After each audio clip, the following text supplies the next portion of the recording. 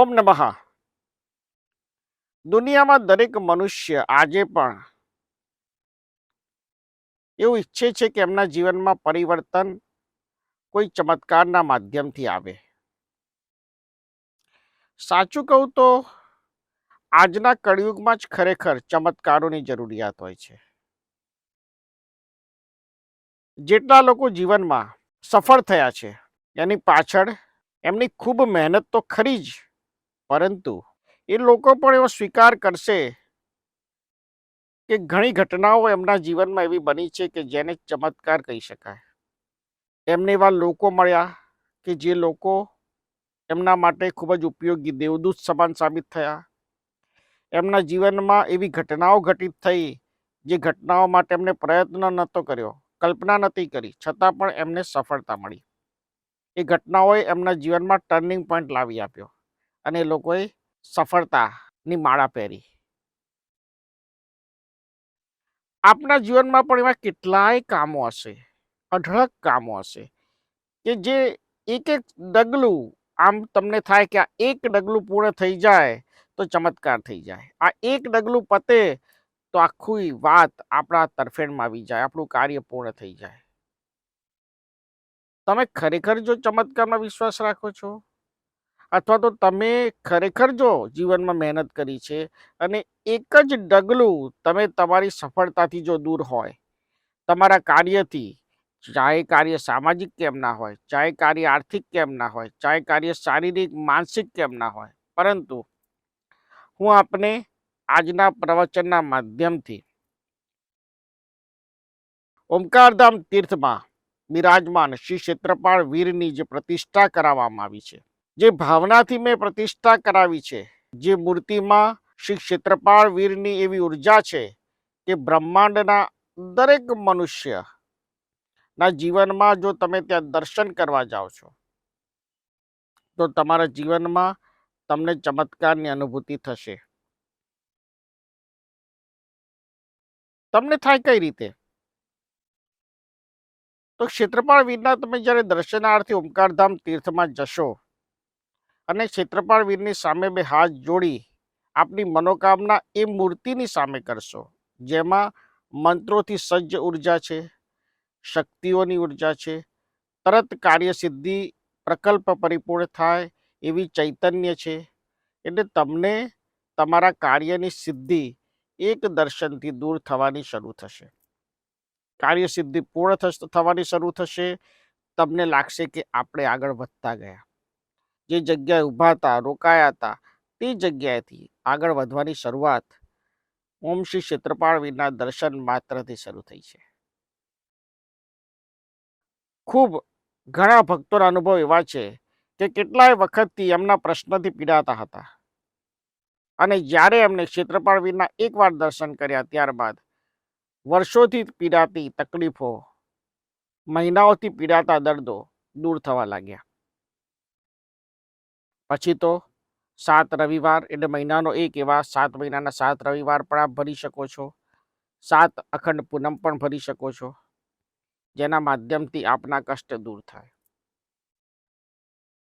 તમને એવું થશે કે મૂર્તિમાં જે ઉર્જા છે, જે શક્તિ છે, જે મંત્રો છે, જે ચૈતન્ય છે, એ બે હાથ જોડીને મનોકામના અને સંકલ્પ કરવાથી જ આપણા કાર્ય પરિપૂર્ણ થશે. તો હા, એ મૂર્તિની સામે જોઈને જ્યારે આપ આંખ બંધ કરો ને બે હાથ જોડો, ત્યારે એ ઉર્જા તમારી ઓરામાં પ્રવેશ થાય છે અને તમારું પોતાનું કાર્ય જેનો સંકલ્પ કરીને દર્શન કરવા ગયા હોય એ પરિપૂર્ણ થાય છે. બીજો પ્રશ્ન એ પણ થાય કે ભાઈ, અમે કોઈ એક ધર્મને માનીએ છીએ, તો અમે અહીંયા દર્શન કરવા જઈ શકીએ? તમે કોઈ પણ ધર્મને માનતા હોય, ક્ષેત્રપાળ વીર અને વાસુકી દેવની આખી પ્રજાતિ, શેષનાગની આખી પ્રજાતિ, જેના પ્રતિનિધિત્વ શ્રી ક્ષેત્રપાળ વીર કરે છે, એના દર્શનાર્થે દુનિયાનો કોઈ પણ ધર્મ પાળનાર જાતિ, વર્ગ, વર્ણનો વ્યક્તિ જઈ શકે છે. એના માટે જ્યારે તમે મુસીબતમાં હોય અને ડૉક્ટર પાસે જાઓ, ડૉક્ટર તમને એમ કે તાવ આવ્યો છે, હું પેરાસિટામોલ લખું છું. તમારી પાછળ જ બીજો વ્યક્તિ જાય, જે તમે હિન્દુ ધર્મ પાળતા હોય, બીજો વ્યક્તિ મુસ્લિમ હોય, એ અંદર જઈને ડૉક્ટરને કહે કે ડૉક્ટર સાહેબ મને તાવ આવે છે, તો ડૉક્ટર પણ એને પેરાસિટામોલ જ આપશે. પછી કોઈ શીખ જાય, એ કે મને તાવ આવે છે, ડૉક્ટર એને પણ પેરાસિટામોલ આપશે. બીજી એક વાતને તમે સમજો, આ મારા સમજણની વાત હું તમને કઈ રીતે સમજાવવા માંગુ છું. તમે જઈ રહ્યા છો કારમાં અને તમે સામે અકસ્માતમાં કોઈ વ્યક્તિને સ્કૂટર પરથી પડતા જોયા. હવે તમે બેભાન થયેલી વ્યક્તિને એનો ધર્મ પૂછશો અને એના મંદિરે લઈ જશો, મસ્જિદે લઈ જશો, ચર્ચમાં લઈ જશો, ગુરુદ્વારામાં લઈ જશો, કે પછી હોસ્પિટલ લઈ જશો? આ સવાલ તમને કોઈએ કદી નહીં પૂછ્યો હોય. જવાબ તમને ખબર છે કે તમે એને હોસ્પિટલ લઈ જશો, અને બી નિયર બાય હોસ્પિટલ. કેમ? કારણ કે તમારા મગજની ઇન્ડિકેશન છે કે જ્યારે એક્સિડન્ટ થાય, વાગે, પડીએ, આખડીએ, ત્યારે હોસ્પિટલ જ જવું પડે. ત્યારે ના મંદિરમાં જવાય, ના મસ્જિદમાં જવાય, ના ગુરુદ્વારામાં જવાય, ના ચર્ચમાં જવાય, ના હોમિયોપેથી ડૉક્ટર પાસે જવાય, ના આયુર્વેદિક ડૉક્ટર પાસે જવાય. તરત આપણે એલોપેથિક હોસ્પિટલમાં દાખલ થવું પડે. ડૉક્ટર એક્સરે કરે, ટ્રીટમેન્ટ કરે, ત્યારબાદ ડૉક્ટર એવું કહે કે ભાઈ હવે તમે આઉટ ઓફ ડેન્જર છો, ત્યારે જ તમે હોસ્પિટલમાંથી બહાર નીકળશો, ત્યાં સુધી તમે નીકળશો નહીં. ઓમ શ્રી ક્ષેત્રપાળ વિના દર્શન કરવા માટે તમે તમારી પ્રોબ્લેમના સમાધાન માટે જાઓ છો. તમે તમારા ધર્મને આધારિત કોઈ ધર્મ ક્રિયા કરવા માટે નથી જતા. દવા તરીકે જાઓ છો, ભાઈ મારા દર્શન, આપના દર્શન માટે આવ્યો છું, મને આશીર્વાદ આપો કે મારા કાર્યની સિદ્ધિ થાય. એના માધ્યમથી તમારા ઈષ્ટદેવ કે તમારા કુળદેવી, આ બંનેની કોઈ જ અવહેલના થતી નથી. કારણ કે તમે કષ્ટ દૂર કરવા દવા માટે ગયા છો, ડૉક્ટર પાસે જાઓ છો. તમે જે ધર્મ પાળતા હોય અને જે ડૉક્ટર ધર્મ પાળતો હોય એ અલગ હોય, છતાં તમે ડૉક્ટર પાસેથી દવા લો છો કે નથી લેતા? તમે વૈષ્ણવ છો અને ડૉક્ટર સ્વામિનારાયણ છે. તમે સ્વામિનારાયણ છો, ડૉક્ટર જૈન છે. તમે બુદ્ધ છો, ડૉક્ટર મુસલમાન છે. તમે દવા લો છો ને? ત્યાં તો તમને જાતિ ધર્મ નથી નડતા.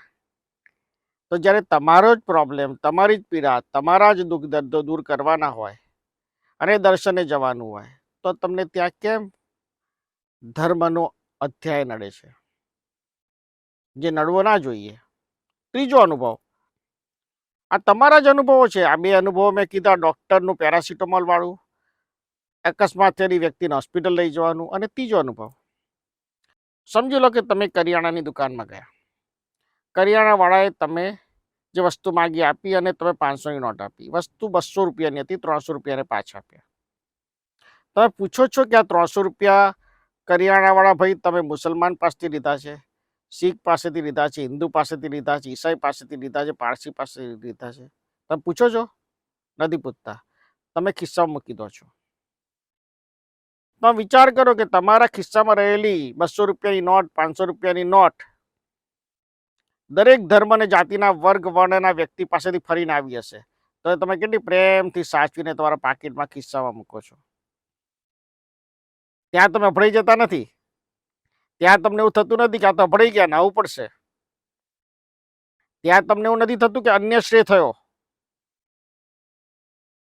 ખરેખર તો તમે જે ધર્મને માનતા હોય એ ધર્મના વ્યક્તિ પાસેથી તમારે રૂપિયા લેવા જોઈએ. બાકીના રૂપિયા તમે લો છો તો અન્ય શ્રેય થાય છે. તમે ક્યાંક કોઈક જગ્યાએ અડી જાઓ તો ઘરે આવીને નાઓ છો. પૈસાની બાબતમાં એવું થતું નથી. અકસ્માત થયો હોય ત્યારે થતું નથી. ડૉક્ટરની બાબતમાં એવું થતું નથી.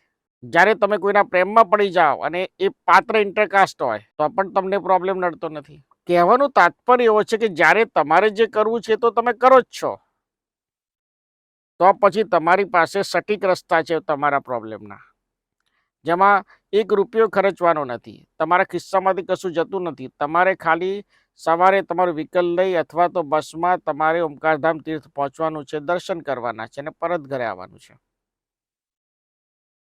અને તમને ત્યાં ચમત્કાર મળવાનો છે. આ વાત યાદ રાખો. તમને ત્યાં દવા મળવાની છે, તમને ત્યાં સમાધાન મળવાનું છે. જીવનમાં એક વાર હું કહું છું એને અપનાવીને જુઓ. મેં જે મહેનત, જે શક્તિ, સામર્થ્ય, મંત્રની ઉર્જાથી જે પ્રતિષ્ઠિત કર્યા છે શ્રી ક્ષેત્રપાળ વીરને, એની શક્તિનો પરિચય તમને થાય, તમારું કલ્યાણ થાય, લોક કલ્યાણ થાય, મારી એ જ ભાવના છે.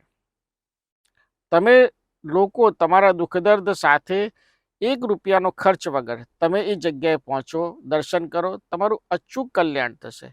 એવી ગેરંટી તમને કુદરત પણ આપતું નથી. તમે જન્મો છો, કુદરત તમે લખીને આપે છે કે આ તારીખે તમે એક્સપાયર થઈ જશો, ભલે તમારી જવાબદારીઓ બાકી રહી હશે આ પૃથ્વી પર તોય. ના, કુદરત એવી કોઈ જવાબદારી લેતું નથી. તો જે સ્વીકારે છે તમારી જવાબદારીને, એની વાત સાંભળવાની તમારામાં સહજતા રાખો, અને એનાથી આપનું કોઈ નુકસાન નથી ને ફાયદો જ છે. આપના કષ્ટો ઝડપથી દૂર થાય છે. આપની પીડા માટે તમારે વધારે લાંબો સંઘર્ષ કરવો પડતો નથી. અને કેટલા પ્રોબ્લેમ છે દુનિયામાં. આ ભૌતિક જીવનમાં રોજ ઉઠીને એક પ્રશ્ન છે, અને દરેક પ્રશ્નનો પાછો રસ્તો શોધવાનો તમે પ્રયત્ન કરો છો, અને દરેક ઉપાય કરવા માટે તત્પર હો છો. તો આ સીધો સરળ 2 મિનિટ પણ ના લાગે જગ્યાએ જવા આવવાનો જે સમય થાય એના સિવાય, તો આ રસ્તા પર ચાલીને જુઓ. હું માનું છું કે મનુષ્ય ચારે બાજુથી અત્યારે હારેલો, થાકેલો છે, અને જે સમૃદ્ધ છે અતિ સમૃદ્ધ છે. જેની પાસે પૈસા નથી, એની પાસે દેવું ચૂકવવા માટે કે ખાવાના પણ પૈસા નથી, અને જેની પાસે પૈસા છે એની પાસે પૈસા ક્યાં મૂકવા એનો પ્રશ્ન છે. બધા જ આ વાત જાણે છે. તો તમારે આજે એ નિર્ણય કરવો પડશે, અને સાથે સાથે તમારા પ્રોબ્લેમનું જે મેં સમાધાન આપ્યું કે ઓમકારધામ તીર્થમાં શ્રી ક્ષેત્રપાળ વીરના દર્શન કરવા જાઓ, પરિવાર સહિત દર્શન કરવા જાઓ. ઓમકારધામ તીર્થનું એડ્રેસ આપને ડિસ્ક્રિપ્શનમાં આપવામાં આવશે. આપ આપના પરિવારનું કલ્યાણ કરો, આપના પરિવારનું કલ્યાણ થાય, આપ જીવનમાં આવનારા પ્રોબ્લેમો, મુસીબતો, તકલીફોથી બચી શકો. અને છેલ્લે મંત્ર શક્તિપાત આપી રહ્યો છું. આપે દર્શન કર્યા બાદ ત્યાં જ મંદિરના પ્રાંગણમાં બેસીને આ મંત્ર શક્તિપાતને સાંભળવાનો છે. ઓમ શ્રી ક્ષેત્રપાળ વીરનો મંત્ર શક્તિપાત. ઓમ શ્રી ક્ષેત્રપાળ વીર નમામિ નમામિ નમોસ્તુતે નમઃ. ઓમ શ્રી ક્ષેત્રપાળ વીર નમામિ નમામિ વિંદત્યાનિ નમઃ. ઓમ શ્રી ક્ષેત્રપાળ વીર રક્ષમ રક્ષમ રક્ષમ રક્ષમ નમઃ. ઓમ ત્રવલ્યમ ત્રવલ્યમ શ્રી ક્ષેત્રપાળ વીર રક્ષાય રક્ષાય સિદ્ધાય સિદ્ધાય વિંદાય વિંદાય નમો નમઃ. ઓમ નમઃ. ઓમ નમઃ. ઓમ નમઃ. ઓમકારના દિવ્ય ચૈતન્ય અને શ્રી ક્ષેત્રપાળ વીરની કૃપા, કરુણા, આશીર્વાદ આપના પર વરસતી રહે એવા મારા આશીર્વાદ છે. આ મંત્ર શક્તિપાત તમે ઘરે બેઠા પણ સાંભળી શકો છો, પરંતુ એકવાર અચૂક આપ ઓમકારધામ તીર્થમાં દર્શનાર્થે જાઓ. ઓમ નમઃ. ઓમ નમઃ. ઓમ નમઃ.